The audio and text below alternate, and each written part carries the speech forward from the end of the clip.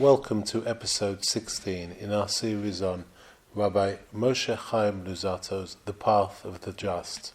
And we are still in chapter 11 and we're discussing examples of virtues of cleanliness. And in this section, in this episode, the Ramchal is going to describe some of the more common undesirable traits of character and how we can be aware of them and how we can control them.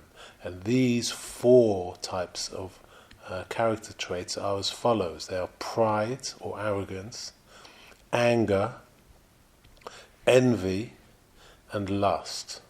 And throughout a lot of my studies, for example, the Rambam would also concentrate on these four types of undesirable character traits and how to control them, and how serious it is, how serious a misdemeanor it is to possess any of these character traits. And let's let Ramchal will describe it in better detail. So the Ramchal begins. There are a great many traits of character in the human personality, and for all of man's worldly actions there are an equal number of character traits from which man's actions are derived. Yet, as we are focused on those mitzvot that require more cleansing because they present greater stumbling blocks to people, so we will accordingly speak about the primary traits of character in greater depth because of their prevalence in our lives. These are pride, anger, envy, and lust. All of these are harmful traits whose destructive effects are recognized and universally acknowledged, and proofs are not necessary. They are harmful both intrinsically and in their outcome. All of them function outside the parameters of intelligence and wisdom, and each one by itself has the capacity to lead a person to severe transgressions. Referring to pride, Scripture explicitly cautions us, and he quotes from Deuteronomy 8, verse 14, "And your heart will be proud, and you will forget the eternal your God." Referring to anger, the sages of blessed memory have said, and it quotes from Shabbos 105b, "Whoever gets angry should be regarded by you as though he is engaged in idolatry." About envy and lust, we clearly learn in Pirkei Avos, Ethics of Our Fathers, 4 verse Mishnah 21. Envy, lust, and the pursuit of honor remove a person from the world. For this reason, the analysis that is required in these areas is for the sake of fleeing from them and from whatever stems from them, for they are, each and every one of them, deviant offshoots of an alien vine. We shall now proceed to discuss them individually. And now the Ramchal is going to describe how pride results from a sense of self-importance. So the Ramchal continues. The underlying principle of pride is that a person has a high regard for himself, and in his heart he deems himself worthy of praise. This can be the result of many different avenues of thought. One individual may consider himself intelligent, another handsome, another esteemed, another prominent, and yet another wise. The rule of thumb is that when a person thinks he has incorporated anything of the good things of the world, he is in immediate danger of falling into the pits of pride. But once he has decided that he is important and is worthy of praise, this leads to not just one development, but rather numerous and diversified results, some of which are contradictory, although they derive from one cause and are directed towards the same ends. For example, one type of arrogant person thinks to himself that since he is worthy of praise and is special and a distinguished individual in his own estimation, it therefore befits him to behave in a manner that is singular and distinguished. with great dignity, whether while walking, sitting, or rising, or in the manner of his speech and in all his actions. He walks only very slowly, with measured steps. He never sits but reclines. He gets to his feet slowly, the way a snake raises itself.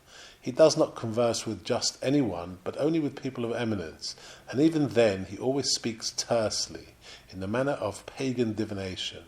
In all his other actions, in his movements, in his deeds, in his eating and drinking habits, in his clothing, and in all his ways, he conducts himself with great dignity, as if all his flesh were made of lead and all his bones were made of stone or sand. There is another type of arrogant person who thinks that, since he is worthy of praise and has superior qualities, he has the right to terrorize the world, and everyone must tremble before him, since it is unfitting for people to approach him, to talk to him, and to request anything of him. And if they thrust themselves upon him, he will frighten them with his voice and confound them with the breath of his lips, responding to them insolently, with a face that is always contorted with anger. Another type of arrogant person may think that he is so great and esteemed that honour is inseparable from his being, and he has no need to cultivate it. And to demonstrate this, he behaves in the manner of the humble, in an exaggerated fashion, exhibiting great abasement and limitless humility, while inwardly he haughtily says, I am so exalted and so respected that I no longer have any need for honour, and I can forego it since I have it in abundance. Yet another type exists, who wants to be highly celebrated for his qualities and singled out for his ways. For such a person, it is not enough that the whole world praises him over the qualities he imagines he possesses. He desires to be praised even more for being the humblest of the humble, and thus it turns out that while he prides himself on his humility, at the same time he wants to be honoured for seeming to flee from honour. Such an arrogant person will humble himself before people who are far inferior to him, or before the derelicts of society, thinking that by this he is displaying the highest expression of humility.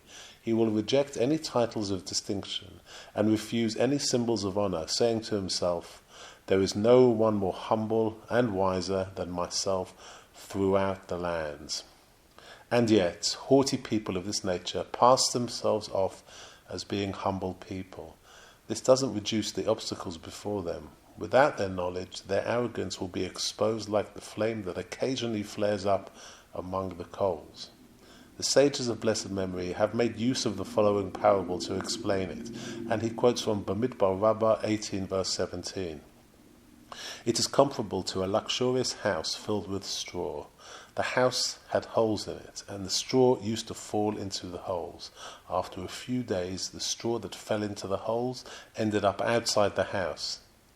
At this point, everyone knew that this house was really a barn for straw, and the same applies in this situation. They will not be able to conceal their true selves forever, and their malice will become apparent through their actions. Even the means that they use are based on modesty that is flawed and humility that is delusory. So, fascinating analysis of various archetypal types of arrogant or proud people. Comparing them to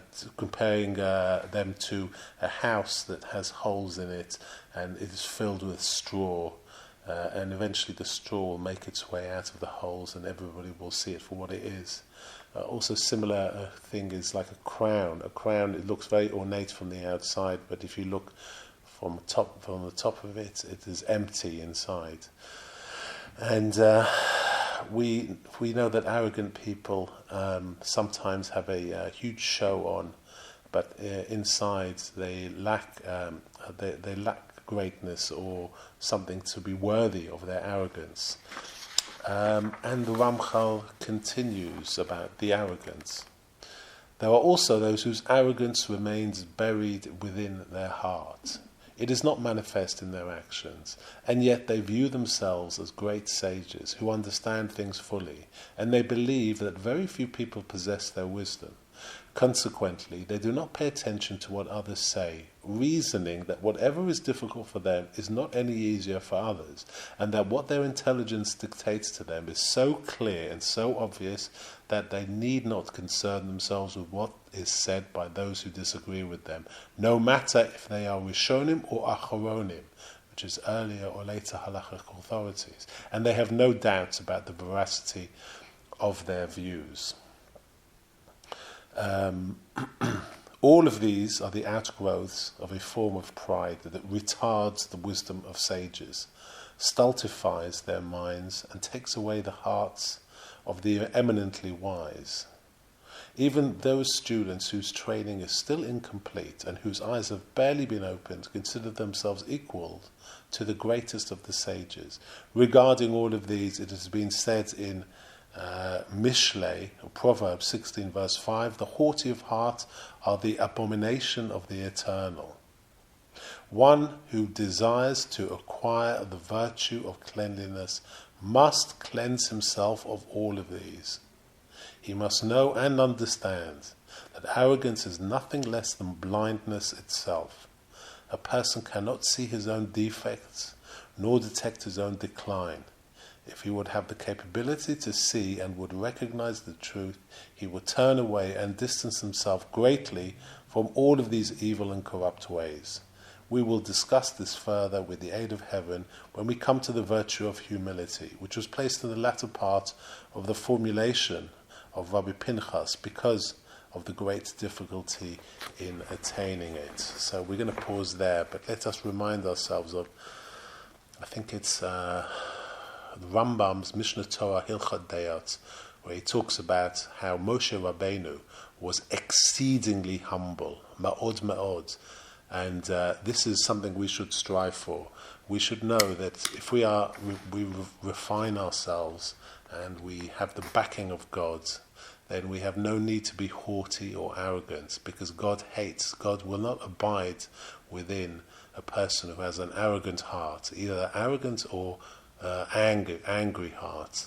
So we must push ourselves away from this, and we must be much more like Moshe Rabbeinu, who was the greatest of all the prophets and did things that no other human being has done since, yet he was exceedingly humble. So arrogance is an unnecessary and dangerous character trait to possess, and we must do all that we can to rid it from our psyche and our being. And in the next episode, we're going to look at the levels of the character trait of anger, which will be very interesting.